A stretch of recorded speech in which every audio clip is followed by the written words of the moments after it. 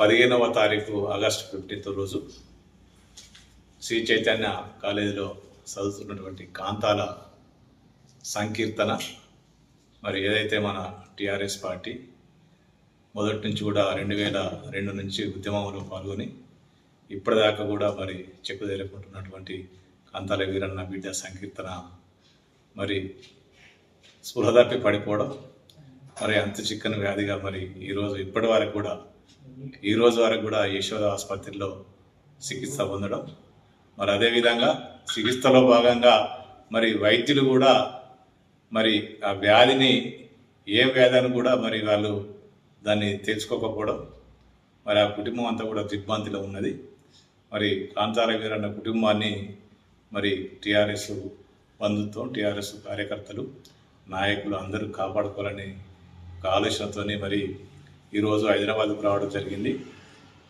ఈరోజు ఏదైతే గౌరవ కేటీఆర్ గారి సహకారంతో, గౌరవ ఎమ్మెల్యే, మాజీ ఎమ్మెల్యే దాసరి మనోహరెడ్డి గారి సహకారంతో మరి ఇక్కడ ఉన్నటువంటి యాజమాన్యాన్ని, యశోద యాజమాన్యాన్ని కూడా మాట్లాడడం జరిగింది. మరి వారు కూడా ఏంటంటే మేమేం చెప్పలేకపోతామో ఈ వైద్యం, మరి ఈ అమ్మాయికి ఏమైంది కూడా మేము తెచ్చలేకపోయినాం అనేది దాదాపు 10-12 లక్షల పేమెంట్ కూడా బిల్లు కూడా కట్టడం జరిగింది. మరి పార్టీ సహకారంతో, అందరి సహకారంతో, ఎమ్మెల్యే గారు, మాజీ ఎమ్మెల్యే గారి సహకారంతో ఏదైతే నిమ్స్ ఆసుపత్రిలో కూడా మరి వెంటిలేటర్ బెడ్ ఇప్పించి ఈరోజు పొద్దున ఆ ట్రీట్మెంట్ స్టార్ట్ చేయడం జరిగింది నిమ్స్లో. మరి ఆర్ఎంఓ గారితో మాట్లాడి బెడ్ ఇప్పడం జరిగింది. మరి అక్కడ ఉన్నటువంటి స్టేట్ నాయకులు, టీఎస్పీఎస్ చైర్మన్ గారు కూడా సహకరించి రావడం, మాట్లాడడం నిజంగా, ఎందుకంటే వారి కుటుంబాన్ని ఎంత చేసినా తీర్చని పరిస్థితి ఉంది కనుక మరి ఆ అమ్మాయి ఆ దేవుని దయ వల్ల బయటపడితే మనందరూ కూడా సంతోషం. మరి ఇంకా కూడా చాలామంది సహకరిస్తూ ఉన్నారు.